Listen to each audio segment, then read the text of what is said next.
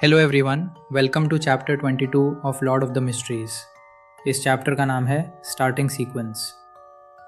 पिछले चैप्टर्स में क्लाइन ने नाइट हॉक्स के साथ अपनी पहली सीरियस मुलाकात की थी, मिस्ट्री, डेंजर और रिस्पॉन्सिबिलिटी का एहसास साथ लेकर।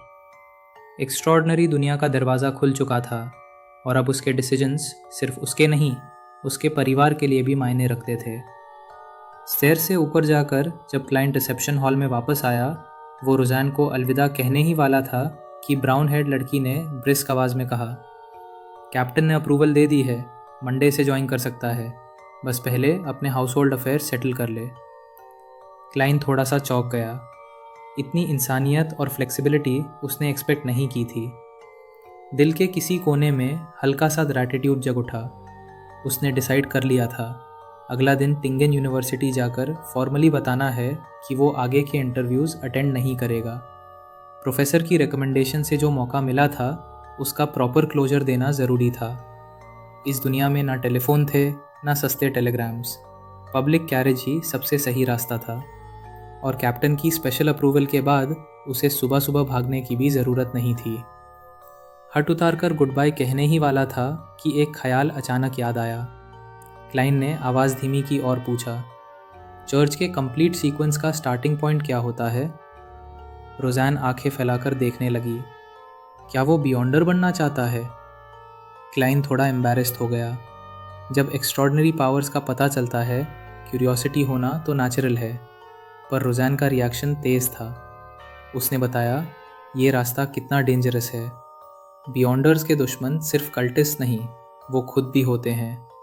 लोग हर साल कंट्रोल खो देते हैं, कुछ अपनी ही जान दे देते हैं। फैमिली का क्या होगा? रोज़ैन बोलती चली गई, सिविलियन स्टाफ बन जाओ, सेफ लाइफ, स्टेबल सैलरी, फिर एक अच्छी फैमिली। क्लाइन ने बीच में ही रोका। वो सिर्फ बेसिक समझना चाहता था। रोज़ैन थोड़ी शांत हुई। अपने फादर का जिक्र करते हुए उसकी आवाज़ भरी हो गई। उसने कहा, पावर बढ़ने से रिस्क कम नहीं होता, बल्कि और भयानक चीज़ें सामने आती हैं। अननोन के सामने सिर्फ दो आउटकम्स होते हैं, डेथ या इंसैनिटी। और ये कहने के 2 हफ्तों बाद ही उसके फादर ने अपनी जान सैक्रिफाइस कर दी थी। क्लाइन चुप रहा। उसने सिर्फ दोबारा कहा, उसे सिर्फ बेसिक्स जानने हैं। तब रोज़ैन ने डिटेल में बताना शुरू किया। टिंगन जैसे शहर में हज़ारों लोगों के बीच सिर्फ 30 के आसपास बियॉन्डर्स होंगे, और उनमें से ज़्यादातर सीक्वेंस 9 पर ही। चर्च का स्टार्टिंग सीक्वेंस है स्लीपलेस सीक्वेंस 9। नाम ही सब कुछ कह देता है। रात को नींद की ज़रूरत नहीं, अंधेरे में देख सकते हैं। रात जितनी गहरी उतनी ताकत ज़्यादा। फिज़िकल स्ट्रेंथ, इंट्यूशन, माइंड सब शार्पन हो जाता है। लेकिन फिर भी मॉन्स्टर्स के लिए वेपन्स चाहिए। उसके फादर भी स्लीपलेस थे। आगे सीक्वेंस 8 मिडनाइट पोएट, और फिर सीक्वेंस 7 नाइटमेयर। क्लाइन को तुरंत याद आया, कैप्टन। रोज़ैन ने कंफर्म किया, टिंगन चर्च में सिर्फ 2 सीक्वेंस 7 बियॉन्डर्स हैं। कैप्टन उनमें से एक है।